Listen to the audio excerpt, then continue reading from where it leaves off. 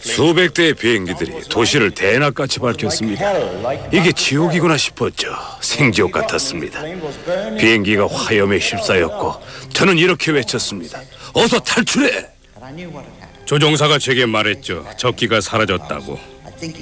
그러나 저는 오히려 조종사에게 빨리 그곳을 빠져나오라고 말했죠. 적기가 바로 뒤에 있었거든요. 갑자기 베를린 시가지가 루벡이나 로스톡처럼 화염에 휩싸였습니다. 정말 끔찍한 광경이었죠. 그야말로 아비규환이었습니다.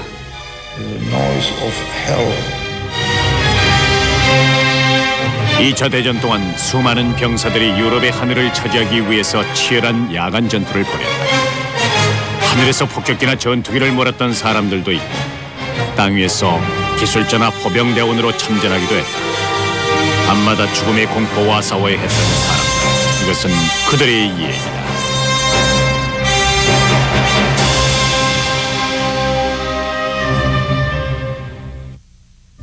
당시로서는 야간 전투가 최선의 방법이라 생각했습니다. 주간에 벌어지는 전투와는 전혀 다른 모습이었죠. 조종사와 둘이서 하늘에 떠 있을 때에는 세상에 단 둘뿐인 느낌이 들죠. 다른 곳에서는 느껴보지 못할 경험일 겁니다. 그것은 정말 전혀 새로운 비행 경험이었습니다. 우리가 마치 어떤 개척자 같다는 생각도 들었어요. 완전히 새로운 방법이 필요했습니다. 목적지에 도착할 때까지 목표물이 전혀 보이지 않았고 도착한 후에도 정확하게는 볼 수 없었으니까요. 헤르만 언스트와 법 어젤은 미 공군 야간 전투기 조종사로서 2차 대전 당시로서는 첨단 전투기라 할 수 있는 P-61 블랙 위도우를 몰았다. 그들은 영국과 프랑스에서 출격해서 전투 임무를 수행했다. 그들은 거대한 야간 전투단의 일원이었는데 지상에는 레이더 기지를 비롯하여 대공포와 서치라이트 불빛, 공중에는 4기 엔진이 달린 중폭격기가 함께 참여했다. 그러나 그것은 1944년의 상황이었다. 4년 전, 그러니까 미국의 참전 이전까지는 매우 다른 상황이 전개되고 있었다. 거대한 폭격기들도 안개 낀 늦은 오후에는 제대로 보이지 않습니다. 야간 전투를 위해서 포탄을 적재하고 있습니다. 지상의 정비사들이 모든 부분들을 철저히 점검했습니다. 이제 포탄이 적재되면 출격 준비가 끝나게 됩니다. 매일 밤 반복되는 힘든 작업이지만 값진 승리의 견인차가 될 것입니다. 유럽의 야간 전투는 폭격기들의 전쟁이었다. 1940년 4월 전쟁이 시작된 지 7개월이 지났을 때 영국의 폭격기들이 독일의 마을에 대해서 야간 폭격을 시작했다. 나치에 협력하는 것들은 모두 폭격 대상이 됐다. 또 그들은 폭격 후 귀환하는 길에 독일의 공공기지를 공격하기도 했다. 점령국 덴마크에 주둔했던 한 젊은 독일 조종사는 이를 보고만 있을 수가 없었다. 전투기 조종사로서 폭격기를 피해 참호석에 숨는다는 것은 정말 수치스러운 일이었습니다. 결코 전투기 조종사가 취할 행동이 아니었죠. 영국이 야간에 비행해서 폭탄을 투하할 수 있다면 우리라고 못하라는 법이 없다고 생각했어요. 발크는 프라이어라 불리는 레이더 조기 경보 체제에 대한 기초 지식을 습득하고 이를 토대로 영국의 야간 레이더를 무력화시킬 방법을 연구하기 시작했다. 저는 북해의 지도를 머릿속에 그리며 이런 계획을 세웠습니다. 영국군이 접근하면 우리는 바다 쪽으로 날아가서 그들이 본국으로 향할 때까지 기다립니다. 이때 프라이어가 적들의 위치를 우리에게 알려주면 우리는 남쪽 방면에서 북쪽을 향한 상태로 그들을 공격하는 겁니다. 북쪽이 항상 더 밝으니까요.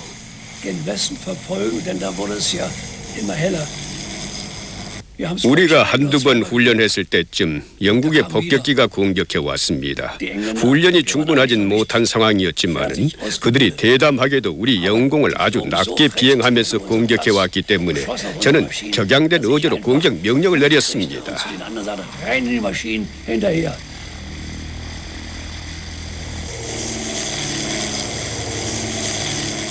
저를 포함한 세 사람이 먼 거리에서 목표물을 향해 공격했지만 놓치고 말았는데 그들이 비스듬히 선에 비행하면서 아침 안개 속으로 사라져 버렸기 때문입니다. 그때 깨달은 것이 제대로 된 야간 전투를 위해서는 특수 장비와 조직 그리고 조종사 훈련의 삼박자가 제대로 갖추어져야 한다는 것이었습니다. 팔크는 야간 전투에서는 특히 레이더 장비의 구비와 지상에 있는 대공 전투 부대와의 긴밀한 협조가 중요하다고 생각했다. 그 후 얼마 되지 않아 그는 독일 공군 최고사령관 괴링 장군을 만나게 된다. 괴링 장군은 제게 전쟁의 진행 상황에 대해 일장 연설을 했습니다. 물론 우리가 승리하겠지만 당장의 급선무는 이상한 기화폭탄들을 여기저기 투하하는 영국 공군들을 처리해야 한다는 것이었죠. 심각할 정도는 아니었지만 성가신 존재였으니까요. 저는 야간 전투기를 몰고 그들을 저지하는 임무를 맡았습니다. 괴링 장군은 저를 최초의 야간 전투 항공대 대장으로 임명했죠.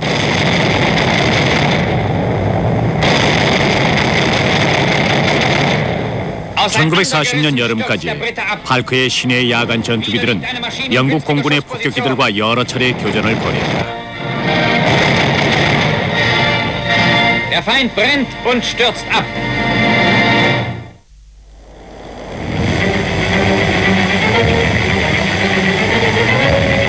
그러나 전투는 곧 새로운 국면에 접어들었다. 야간 전투의 첫 번째 전환점은 대낮에 찾아왔다. 1940년 8월 독일 공군이 영국 본토에 폭격을 가한 것이다. 영국 전투에 불이 붙었다. 허리케인과 스피트파이어의 위력은 실로 대단했습니다. 우리의 조종사들은 이제 불사조의 경지에 이른 것 같군요.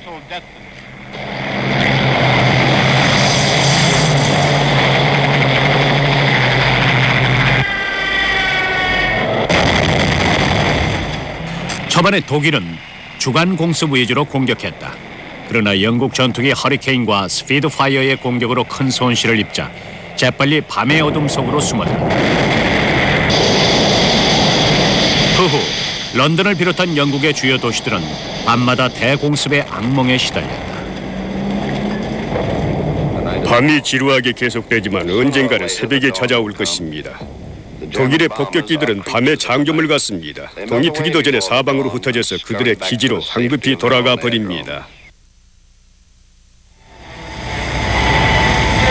주간 공습 훈련만 받았던 독일의 폭격기 승무원들에게 야간 공습으로의 전환은 매우 충격적인 변화였다.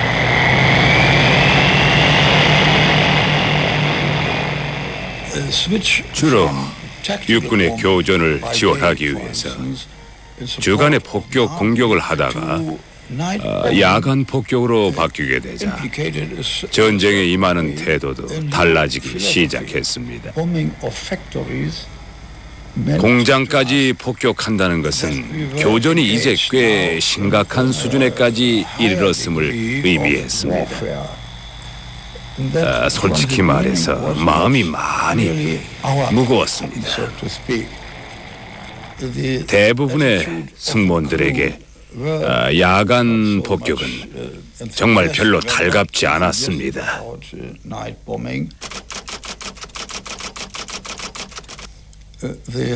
우리 같은 폭격기 조종사들이 가장 만족스러울 때는 목표물에 제대로 명중시킨 것을 확인하는 순간일 것입니다. 야간에는 목표물을 정확히 볼 수가 없었으므로 독일은 전자공학 기술에 관심을 돌렸다. 해결책은 간단했다. 승무원들은 점령지 프랑스에서 중계되는 2개의 장거리 라디오 전파의 지시를 따랐다. Achtung, Anflug! Achtung, Anflug!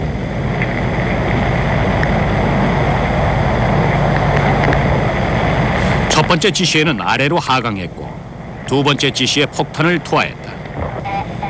Los rechts! Halt! Bombe fällt! Volltreffer! Prima! 이 방법은 간단하면서도 아주 효과적이었는데 연합국의 폭격기들에게는 3년 동안 이런 장치가 없었다. 1941년 3월 런던 대공습 작전이 끝나갈 무렵 독일은 영국 전역에 걸쳐 20여 개의 도시와 마을들을 파괴시켰다. 주민들의 생활 터전은 완전히 파괴됐고 민간인 사상자 수만도 4만 명에 달했다.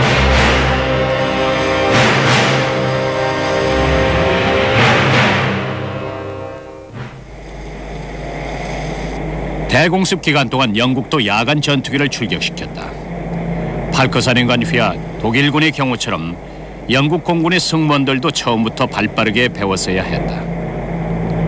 새로운 형태의 공중전이나 새로운 공군 전사들은 대부분 우연한 사건으로 탄생하게 된다. 첫 번째 야간 전투가 성공적이었던 것은 구름 사이로 비춰지는 서치라이트 덕분이었습니다.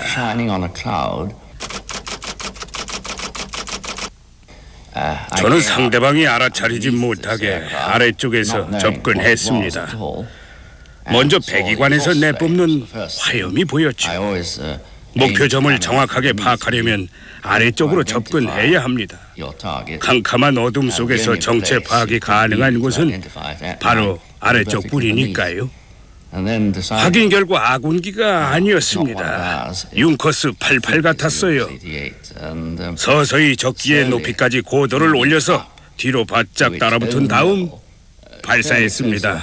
공격을 받은 적기는 곧장 아래로 떨어져서 사라져 버렸어요. 아주 저 멀리로 사라져 버렸죠.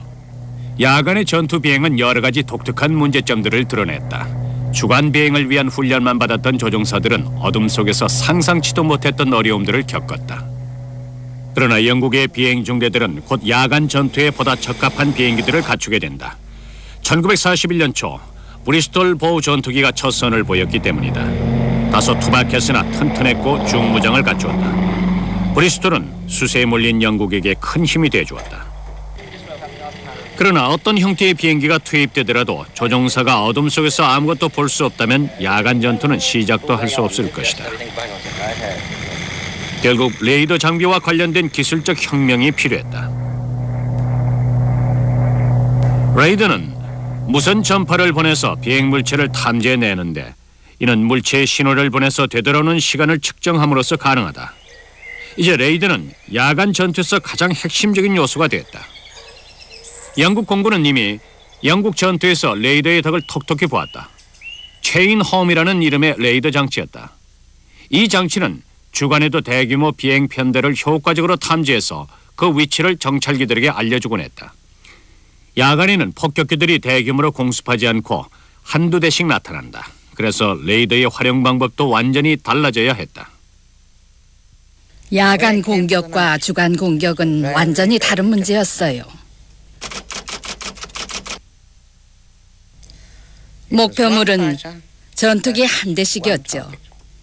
그 당시 교전의 법칙은 목표물을 공격하기 전에 그 정체를 확인해야 한다는 것이었죠. 따라서 전투기는 목표물에 아주 가깝게 접근해야 합니다. 그러기 위해서는 우선 성능이 훨씬 좋은 레이더가 필요하죠. 목표물 각각에 초점을 맞출 수 있어야 하니까요. 그리고 조종사가 교전의 법칙에 따라 적기를 확인하려면 기수에 레이더가 장착된 전투기가 필요했습니다.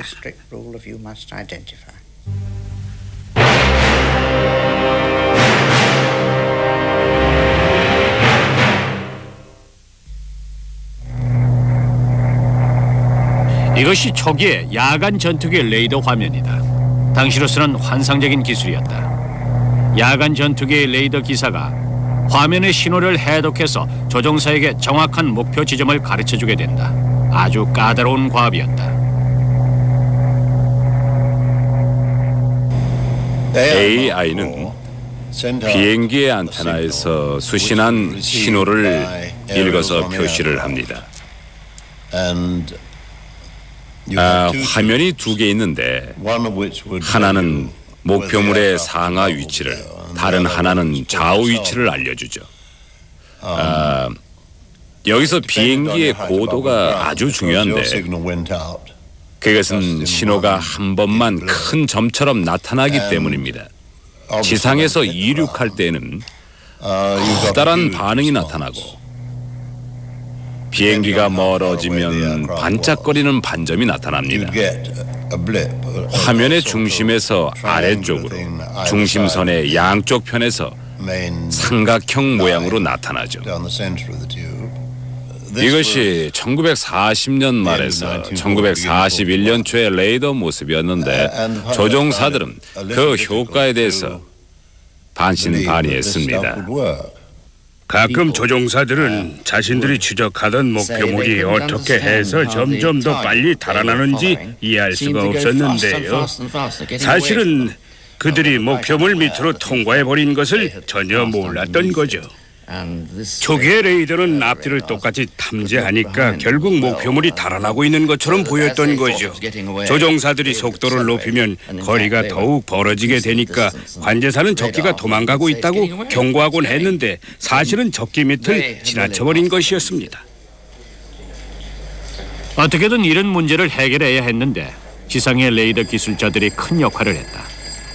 1941년 봄 영국은 보다 정확한 지상 레이더를 선보였는데 독일 폭격기를 하나하나 추적해서 그 뒤에 영국 전투기를 배치하게 만들었다.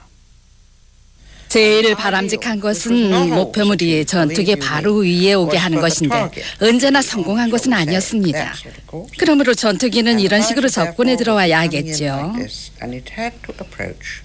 목표물이 고도를 더 올리면은 조종사는 그 뒤에서 따라 들어가도록 만드는 거죠. 관제사는 도착했어 라는 말을 들을 때까지 계속 안내를 해주는데 이 말은 이제부터 혼자서 할 수 있다는 것을 의미를 했습니다. 항상 성공한 것은 아니지만은 운이 좋으면은 그런 방법으로 적기를 추락시키기도 했습니다. 059394. 그러나 지상 레이더의 수준을 먼저 한 차원 높인 것은 독일이었다. 신임 사령관 조셉 캄후버 장군은 두 개의 지상 레이더를 활용하는 방법을 개발했다. 하나가 폭격기 위치를 파악하면 나머지 하나가 전투기를 인도하는 것이다. 1941년 한 해 동안 캄후버는 이렇게 두 개의 레이더를 이용하는 방어선을 구축했는데 덴마크에서 프랑스를 거쳐 스위스에 이르는 긴 구간이었다. 이 방어선을 몇 개의 구역으로 나누어서 지상 관제사의 도움으로 각각의 전투기들이 정찰하게 했다. 캄후버는 이 시스템을 가리켜 힘멜베트라고 불렀는데 수천 명의 공군들이 힘멜베트에 소속되어 있었다. 처음 얼마 동안 캄후버의 힘멜베트 체제는 아주 효과적이었다. 게다가 뛰어난 조종사들이 새로운 전술을 개발해서 큰 전과를 올리기도 했다. 누군가가 우리를 적기 쪽으로 안내해줘야 했습니다. 시계가 좋은 밤에는 800m 정도 떨어진 곳에서도 적기를 볼 수 있었습니다. 그러면 즉시 하강을 해야 합니다. 왜냐하면 비행기 위쪽의 하늘은 별이나 달 때문에 아니면 불빛이나 새벽 동이 터서 언제나 더 밝기 때문이죠. 지상은 어둡고요. 그러므로 능숙한 솜씨로 하강한 다음 발사 준비를 갖추고는 적기 뒤쪽으로 빠르게 접근을 합니다. 이때는 이미 적의 사수도 나를 볼 수 있으므로 아주 위험한 순간이죠. 아차하면은 내가 공격할 기회를 잡기도 전에 공격을 당할 수도 있습니다. 운이 좋으면은 이쪽에서 잡는 거고요. 저는 간발의 차이로 적기를 쏠 수 있었고 적기는 화염에 휩싸였습니다. 메스스미트 110은 독일 야간 전투기 중 대표적인 일꾼이었다. 항공기 탑재 레이더 시스템에 안테나들을 가득 장착하고서 특이한 모습으로 유럽의 밤하늘을 가르며 날아다녔다. 총 6,000대 이상이 제조됐는데 기본적 특징은 전쟁 기간 내내 달라지지 않았다. 조종사들은 매우 착잡한 마음으로 메서슈미트 110을 몰았다. 메서슈미트 110은 훌륭한 야간 전투기였습니다. 그리 나쁘지 않았어요. 그런데 몇 가지 약점이 있었습니다. 레이더 수신에 필요한 안테나를 너무 많이 장착하다 보니 동체가 무거워진 겁니다. 그리고 만약 엔진이 한 개라도 파괴가 되면은 속도 유지를 위해서 고도를 낮춰야 했습니다. 결국 엔진 하나만 잃어도 전체가 위험에 빠지게 되는 거죠. 또 배기통의 불꽃을 제거하기 위해서 장착된 소위 불꽃 제거기라는 것 때문에 동체가 무거워졌습니다. 그래서 비행하기가 쉽지 않았습니다. 이에 비해서 융커스 88 전투기는 똑같은 기관포를 갖추고도 힘이 더 좋았습니다. 그래서 저는 융커스 88을 더 선호했습니다. 융커스 88은 독일의 야간 전투기로 가장 많이 사용됐다. 비행 속도와 고도 면에서 메서스미트 110보다 나았다. 그리고 기관총 외에도 세계의 29경 대포로 중무장하고 있었다. 1941년 말까지 수백 명의 독일 공군들이 이 전투기를 타고 영국 공군 야간 폭격기의 공격을 완전히 차단시켰다. 유럽의 밤하늘은 독일 야간 전투기에 편인 듯했다.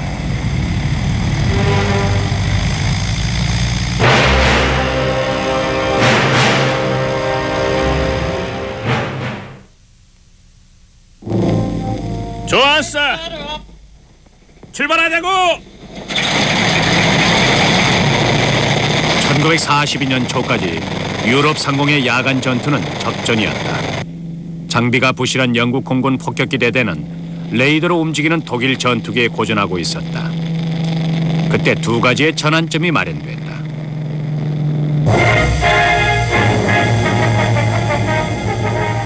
나르는 요새라 불리는 미국의 비행대대가 적군의 점령지를 공습하기 위해 영국 내 기지에서 명령을 기다리고 있습니다. 유럽 전쟁에서 미국은 주로 주간에 대량 폭격에 치중했다.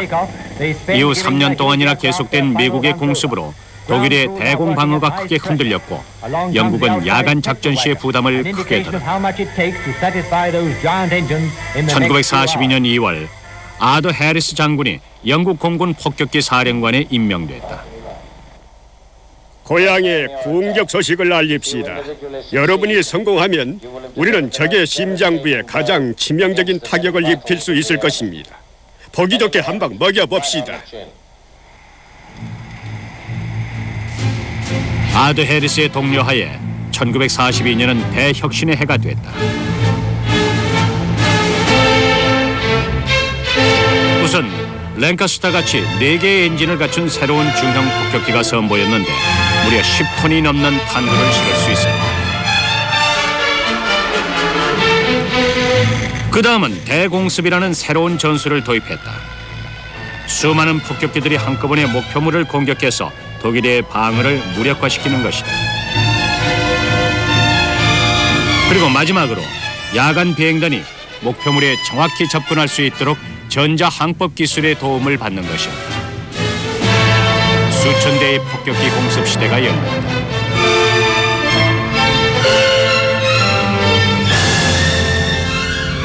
여기는 상공 24km. 알았다. 다시 폭격기 나와라. 알았다. 폭격기다. 여기는 폭격기.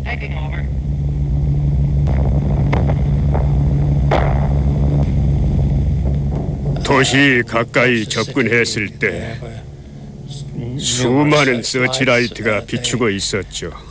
도시는 불타고 있었습니다. 검은 연기가 피어오르고 고사포가 발사됐습니다. 다행히 찢어지는 대포 소리는 들을 수 없었지만 폭발 지점 근처를 통과하면서 두 눈으로 똑똑히 보고 냄새도 맡았습니다. 폭발 지점 주변에 잠시 머물고 있을 때에는 코로다이트 포장 냄새를 맡았습니다.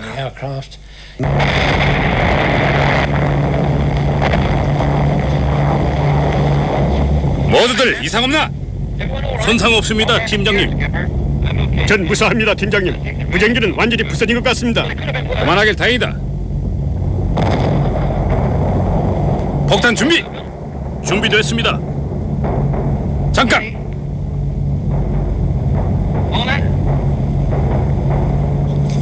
도시를 내려다보니 거대한 붉은 화염이 아름다운 빛을 발하고 있었습니다.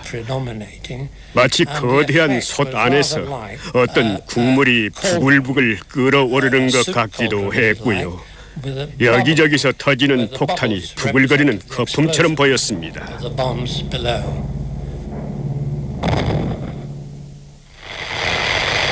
1943년까지 대규모의 야간 공습은 계속됐다. 독일군의 방어는 확고했지만 영국 공군은 더 충격적인 일격을 준비하고 있었다. 1943년 7월 대량의 폭격기가 독일 북쪽의 중심 항구인 함부르크로 향했다.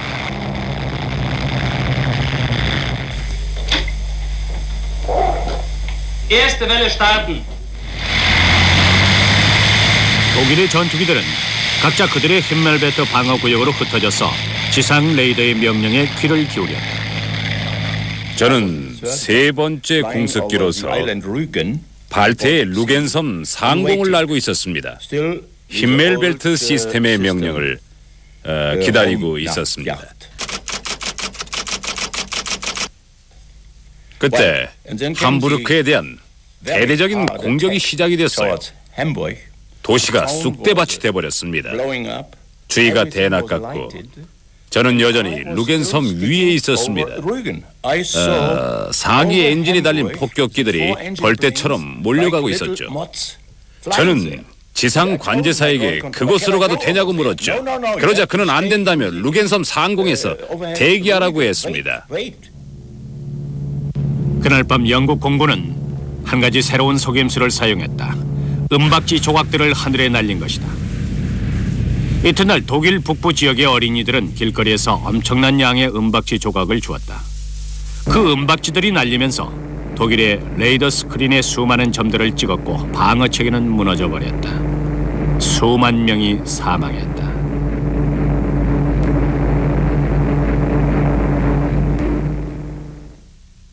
이튿날 우리는 게이링 장군의 비상 대책 회의에 소집됐습니다.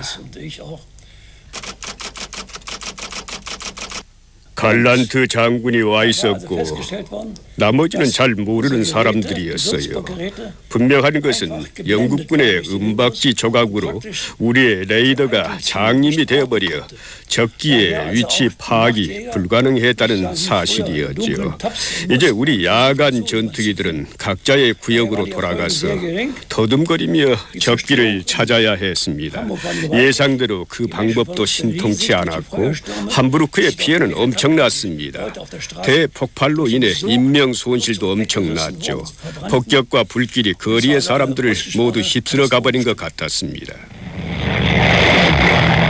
Entgegen den Erwartungen und Hoffnungen unserer Feinde hat sich der Nachwuchs unserer Tag- und Nachtjäger hervorragend bewährt. 함부르크 피격 이후 몇 달 동안 독일은 새로운 전략의 마련에 부심했다. 이 무렵 전 폭격기 조종사 한 사람이 기발한 아이디어를 제시했는데 레이더에 잡히지 않는 단발 엔진 전투기로 영국의 폭격기를 공격하자는 것입니다. 이것이 와일드 보어 작전이라는 것이다. 초반에 작전을 시행한 조종사들은 그런대로 성공적이었다. 첫 번째 서치라이트가 올라왔고 곧이어 폭격기 한 대가 그 불빛 속에 갇힌 것을 보았습니다. 혼란의 도가니였습니다.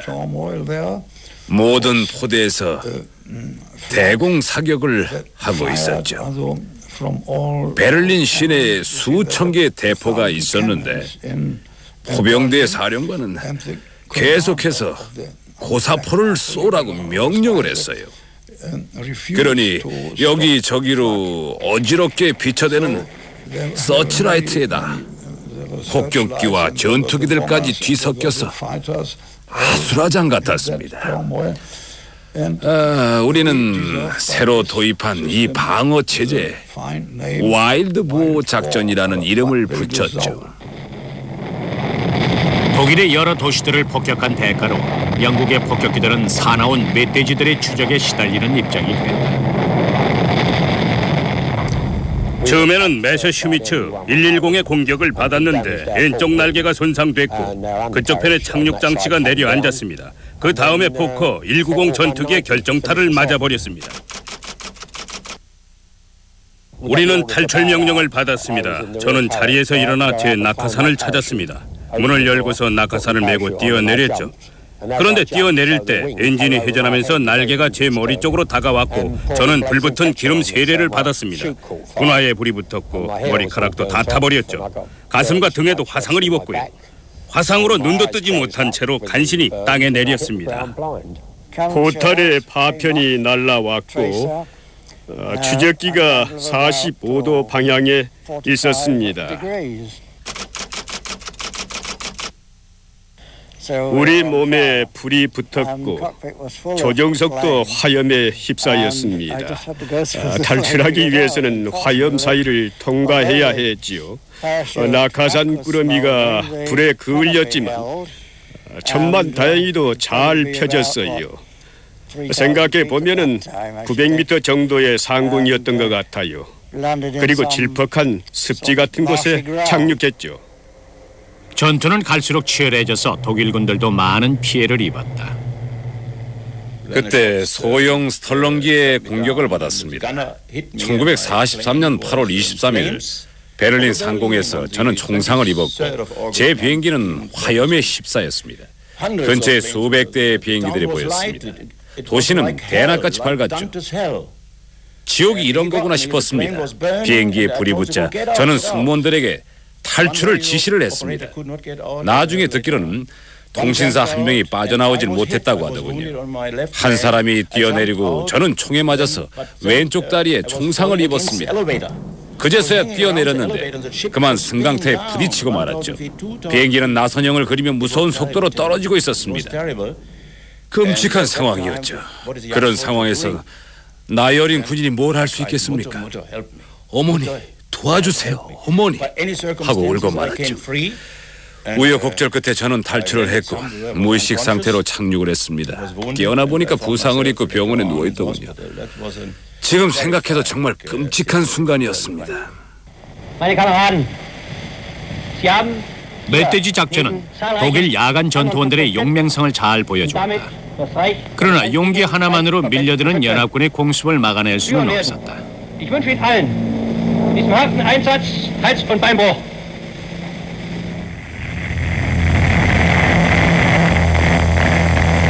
1943년 여름부터 미 공군은 수천 대의 폭격기를 독일에 보내 주간 공습을 실시했다.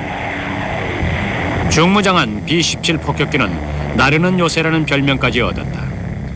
2차 대전이 끝날 때까지 총 50만 톤이 넘는 폭탄이 독일 땅에 투하됐다. 폭탄이 줄줄이 투하되고 있습니다.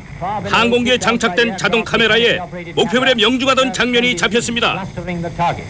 그런데 젊은 미군 병사들 중 전혀 다른 임무를 맡은 사람들이 있었다.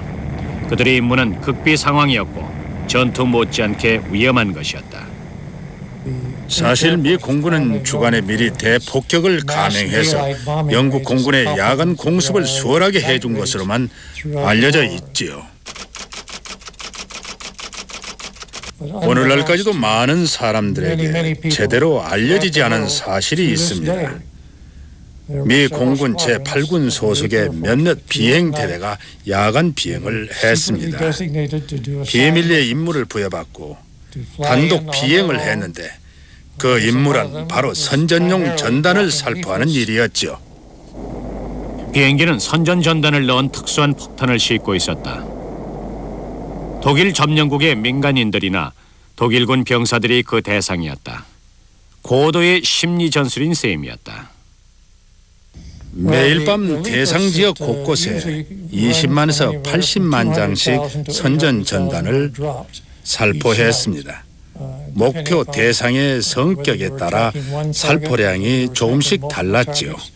D-Day 후에는 작전이 많아지고 목표 대상도 다양해졌습니다. 가능한 한 많은 사람들에게 그들의 앞날이 어떻게 될 것인지 알려야 했으니까요. 그런 내용들을 간단한 회보처럼 꾸며서 뿌렸던 거죠. 혼자서 야간 비행을 한 미군들은 고독 속의 임무를 수행했다.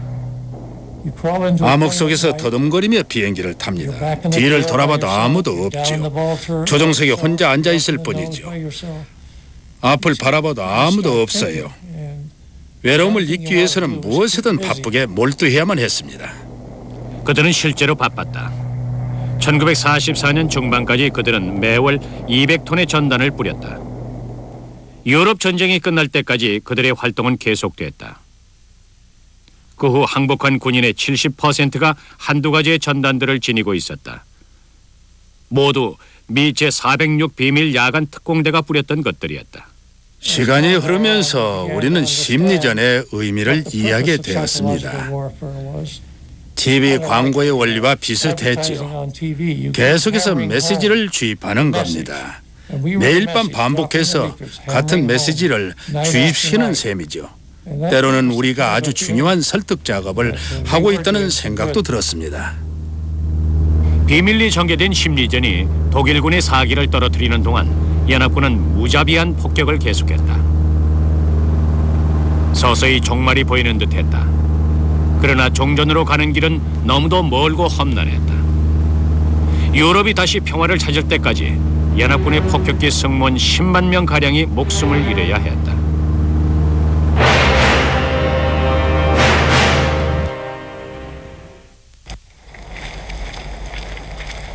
(1944년에) 들어서자 야간 전투의 승패는 더욱더 분명해지는 듯했다. 밤낮 없이 계속되는 연합군의 폭격은 엄청난 인적 물적 피해를 남겼다. 그해 여름 D-Day가 다가오자 최초의 미군 야간 전투기들이 영국에 도착해서 출격 명령을 기다렸다. 운이 좋을 때는 방심한 독일기들 사이로 몰래 숨어 들어가기도 했습니다.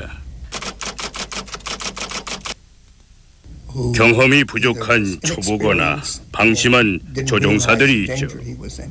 비행 모습을 보면 알 수가 있어요. 사실 목표물을 향해서 비행할 때나 나란히 비행할 때 또는 고도를 높일 때 그들 나름대로의 습관이 있죠. 가끔은 매우 리듬감 있게 비행할 때도 있는데요. 이 기회를 활용할 수 있습니다. 지금이 기회다 하는 생각이 들면 그들이 회전하려고 할 때 슬쩍 사이로 들어가서 대열에 바짝 붙여 비행하면 됩니다. 저는 우리 대열의 뒤편에서 선의 비행을 하면서 적절한 시점을 기다리고 있었죠. 그때 아군이 저를 공격하기 시작했어요. 그 순간 저는 독일군 쪽으로 숨어 들어갔어요. 관제소에서 이제 준비가 됐는지를 물어왔고 저는 그렇다고 대답했습니다. 관제소에 신호를 기다리고 있었거든요. 그는 또 진로를 제시했죠. 저는 융커스 87 전투기 2대와 메서스미츠 1대를 교란시켰고 16분 후 그 3대를 모두 격추시켰어요. 지상의 관제탑과 조종사들 간의 긴밀한 협조로 이루어낸 성공이었죠. 한편 미국의 주간 폭격은 더욱더 강도를 높여간다. 그리고 P-51 무스탕과 P-47 썬더볼트 같은 장거리 호위 전투기들까지 가세해서 위력을 떨쳤다. 썬더볼트 전투기는 어떤 독일 전투기에도 뒤지지 않는 속도와 무장을 자랑합니다. 거의 성축권 가까이서 정확한 시간과 위치에서 폭격기와 협조하여 작전을 수행합니다. 맹렬한 지상 폭격과 달리는 기차 급습 등으로 적의 전투기들을 혼란에 빠뜨립니다. 벼랑 끝에 몰린 독일은 미군을 막기 위해서 야간 전투기를 주간 전투에 배치시켰다. 너무나 어리석은 결정이었다. 우리의 뜻과 상관없이 최고 사령부에서 우리를 주간 전투로 배치시켰습니다. 말도 안 되는 결정이었죠. 야간 전투원들은 주간 전투원들과는 전혀 다른 훈련을 받으니까요. 야간에는 목표물 밑으로 접근해서 정체를 확인하고 공격합니다. 주간의 편대 비행이나 공중정과는 거리가 멀었죠. 그러니 미 전투기들의 소나기에서 큰 손실을 입을 수밖에 없었죠. 한 미군 호위 조종사는 그들과의 만남을 생생히 기억하고 있다. 그들의 편대에서 독특했던 점은 모든 쌍발 비행기들이 밝은 색이었어요. 흰색은 아니었지만 어쨌든 밝은 색이었습니다. 저는 깜짝 놀라서 혼자 중얼거렸습니다. 저건 틀림없는 야간 전투기야. 여러 가지 장비들을 가득 달고 여분의 장갑판과 완충 장치까지 실은 모습이더군요. 분명히 야간 전투기였는데 어느 날 갑자기 명령을 받은 겁니다. 자, 오늘은 주간 전투냐라고 말입니다. 완전히 무방비 상태나 다름없었죠. 게다가 이렇게 기세 등등한 P-51 조종사들과 정면으로 맞닥뜨렸으니 우리 쪽 조종사들은 마치 사냥을 나온 것처럼 몇 대씩 잡아내고는 가벼운 마음으로 즐겁게 서로 얘기를 나눴죠. 1944년 말까지 독일 공군은 처참하게 무너져갔다. 전투기의 생산은 계속됐지만 질이 떨어져서 한 번에 제대로 작동되지 않는 것도 많았다. 게다가 뛰어난 야간 전투 조종사들을 많이 잃었다. 무려 110대의 폭격기를 격추시켰던 헬무트 렌트 장군은 엔진 고장으로 사망했다.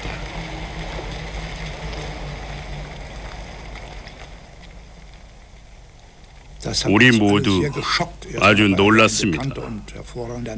우선 그는 가장 뛰어난 야간 전투원이었습니다. 게다가 그렇게 어처구니 없는 사고로 사망하다니요. 도저히 믿을 수가 없었습니다. 그렇지만 우리 모두가 전쟁에 휘말려 있었습니다. 헬무트 렌트 장군을 잃은 슬픔에 잠겨 있을 시간이 없었습니다. 어떻게든 현실을 극복하고 계속 싸워야 했죠. 그러나 수많은 사람들, 특히 뛰어난 야간 전투 조종사들을 잃은 것은 정말 안타까운 일이었습니다. 하노버 일대에 엄청난 폭격이 있었습니다. 1945년 초까지 연합국의 폭격기들은 쓰러져가는 독일의 심장부를 마음대로 공격했다. 베를린시의 사망자 명단입니다. 1945년 초에 몇 달 동안 독일의 도시들은 무참하게 파괴됐지만 우리는 포기하지 않았습니다. 그 무렵에 조종사와 관제사 그리고 사격수들 사이에 항복하자는 분위기가 있었다는 소문은 사실이 아니었습니다. 절대로 있을 수 없는 일입니다.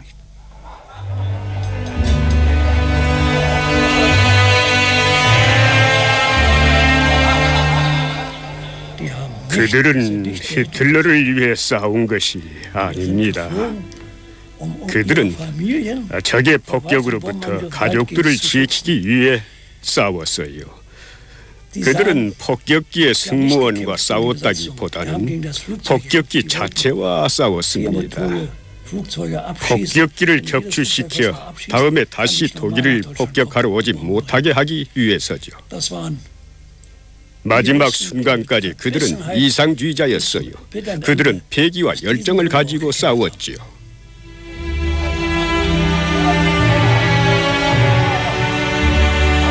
그러나 그 열정의 대가는 너무도 참혹했다. 실제로 있었던 일인데요. 전쟁이 끝난 지 25년이 지난 어느 날 마틴 미들브룩이라는 영국의 역사학자가 저를 만나러 집으로 왔더군요. 그 당시 저는 결혼을 해서 아들 넷을 두었습니다. 그는 저에게 페네민드의 공격에 대해서 물었어요. 독일이 로켓을 만들었던 곳이기도 한데 1943년 8월 18일 제가 거기에서 처음으로 랭카스터를 격추시켰습니다.